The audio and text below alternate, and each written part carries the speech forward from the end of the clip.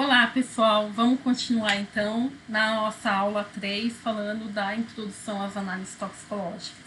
Então, a gente concluiu os fundamentos jurídicos, as áreas de aplicação, e agora a gente entra realmente nas análises forenses.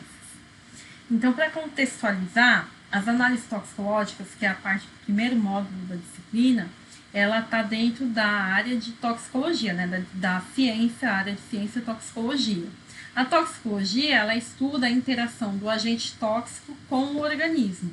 Dessa interação, a gente vai ter um efeito nocivo, que depende da toxicidade da substância.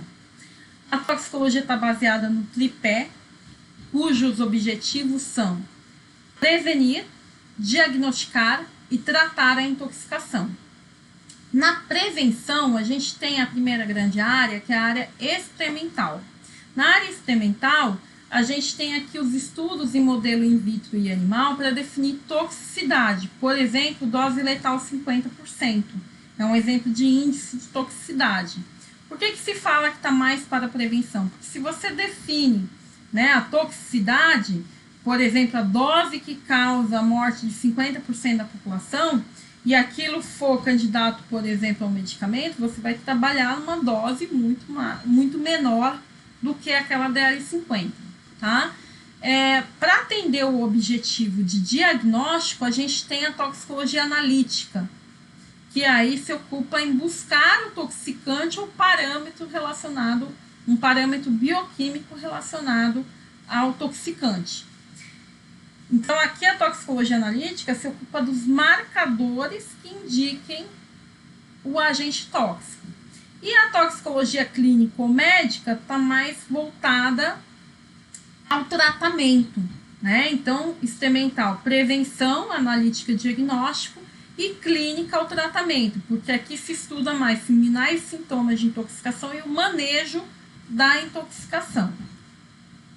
No caso da toxicologia analítica, o objetivo é estudar os métodos exatos, precisos de sensibilidade adequada para detectar e quantificar o agente químico ou parâmetro relacionado à exposição toxicante. Aqui, esse termo inequívoca é bastante importante na questão de análise forense. Tá? As premissas ou questões a serem formuladas pelo toxicologista analítico é para que, o que, onde e como. Antes de planejar qualquer análise, essas questões precisam ser respondidas, principalmente as três primeiras. Para que é a finalidade da análise. O que é o toxicante? O que você está buscando? Onde é qual a matriz? Onde está inserido esse toxicante? É uma matriz, uma amostra de apreensão, por exemplo, um pó branco, uma erva, um recipiente que tem resquícios de medicamentos, então aquele resíduo seria a matriz, ou é uma matriz biológica, pode ser sangue, urina, por exemplo.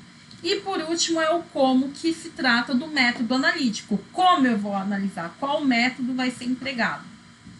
Na finalidade, nós temos forense, urgência, monitoramento ocupacional ambiental, monitoramento terapêutico ou contaminação de alimentos e produtos. Essas finalidades aqui têm as suas particularidades. Né? Na disciplina, análise forense, a gente está dentro dessa finalidade que tem o caráter legal, então de atuação nas áreas criminal, civil ou esportiva. Isso vai definir, né, a sua finalidade define as outras perguntas, o que você está procurando. Por exemplo, se a gente for pensar numa análise ocupacional, você pode estar procurando chumbo no ar, né? Claro, pode estar inserido dentro de um crime ambiental, mas vamos pensar numa empresa siderúrgica. Aquela análise do ar, para avaliar a exposição do trabalhador, ela tem características próprias, tem legislação a atender específica. Então, é importante definir a finalidade para a gente definir o toxicante, aí a matriz e o método. O toxicante, primeira classificação geral que a gente pode fazer são os compostos voláteis ou gases, né? Inorgânicos e orgânicos não voláteis.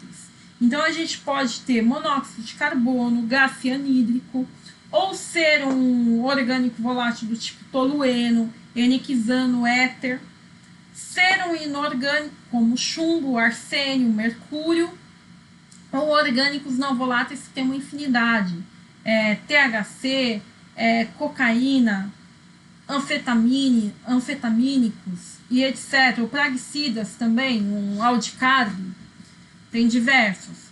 Esse toxicante pode ser conhecido ou desconhecido. Então, por exemplo, uma morte a esclarecer. Pode ser que o toxicante tenha um envolvimento de uma substância tóxica, mas ela seja desconhecida. Essa substância vai estar na forma inalterada ou biotransformada. Você vai achar precursor da própria substância, produto de biotransformação na urina ou em outra matriz. Ela vai estar na forma livre ou ligada. Ela pode estar, por exemplo, conjugada com ácido glicurônico. O que você vai procurar também pode ser uma alteração bioquímica ou hematológica. Então, vamos supor, a pessoa exposta a chumbo. Eu posso estar analisando ali enzimas da cascata de formação do heme. Ou também uma pessoa que foi exposta e se intoxicou com organofosforado, eu posso analisar a porcentagem de inibição da acetilcolinesterase, porque esse praguicida bloqueia, inibe essa enzima. Então, eu posso estar vendo essa alteração bioquímica. Um exemplo, então, aqui de toxicante na forma inalterada, eu dou o exemplo da cocaína, seus produtos de biotransformação. Quando a cocaína é utilizada, quando ela é absorvida, ela chega no compartimento central, no sangue, e ali ela começa a sofrer reações de hidrólise pela atividade das colinesterases. Então, a gente pode estar no sangue buscando a própria cocaína, benzoicoanino, éster-metilequigonina. Também, pensando nisso, o que vai ser buscado, se você quer esclarecer, por exemplo, se houve o uso de crack, a forma fumada, ou a forma injetável ou aspirada, intranasal, você pode estar buscando a éster-metilanidroequigonina, que é uma substância que é formada na combustão da cocaína. Então, essa substância só vai estar presente quando a cocaína for fumada. Então, a gente tem um marcador de uso do crack. Como também a gente tem um marcador de uso concomitante da cocaína junto com etanol, que é esse produto de transesterificação chamado de cocaetileno, também é um marcador. Onde vai ser buscado, pode ser matrizes biológicas, como aqui o exemplo, ou, como eu falei, o material de apreensão que não seja matriz biológica. Os cuidados na coleta da matriz, que deve ser avaliado, é o horário, o recipiente onde vai ser acondicionada, o volume ou adição de conservantes e o armazenamento e manuseio. Por exemplo, você pode ter um recipiente que absorve o seu analito. Então, tem analitos que não pode ser coletado a matriz em plástico, porque o analito pode absorver no plástico, então tem que usar um recipiente de vidro. Isso tem que ser planejado. E por último, é que vai definir qual o método analítico. Então, a gente pode ter os métodos gerais e os métodos específicos, tá? Então, aqui métodos de triagem e métodos confirmatórios. Aqui são não seletivos, toxicante desconhecido, se visa em identificação, e os específicos já é seletivo, e você quer confirmar aquele resultado que foi obtido na triagem. O requisito, de acordo com a finalidade forense, é que se empregue metodologia. Metodologia é um conjunto de métodos. Então, a gente tem que ter o método presuntivo e o método confirmatório. Isso para atender a finalidade, atender o princípio da presunção da inocência, do indúbio pro réu. Então, é recomendado sempre que se utilize uma metodologia composta por método presuntivo e método confirmatório. O método analítico, ele pode ser separado em fases, tá? De separação, então a primeira retirada de interferentes seria o extrato bruto. Aqui pode ser, por exemplo, uma centrifugação, uma precipitação de proteínas.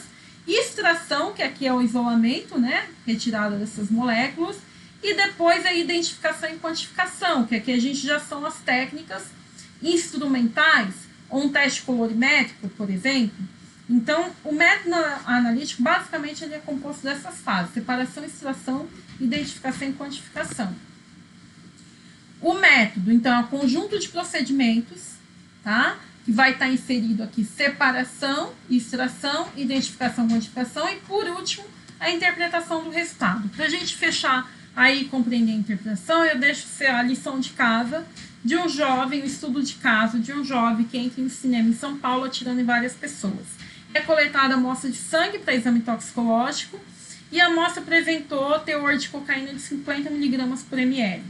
A coleta foi realizada 2 horas após a ocorrência. A meia-vida biológica da cocaína é de 1 hora. Então, é para responder. Descrever sucintamente como é feita a análise presuntiva e confirmatória da cocaína e se a concentração determinada teve influência no crime. Então, verificar, uma dica que eu deixo é verificar a concentração no horário da ocorrência, através, né, como acessar essa informação, através da meia-vida biológica. E responder se o uso pode ser usado como agravante ou atenuante. Na próxima aula, a gente vai discutir preparação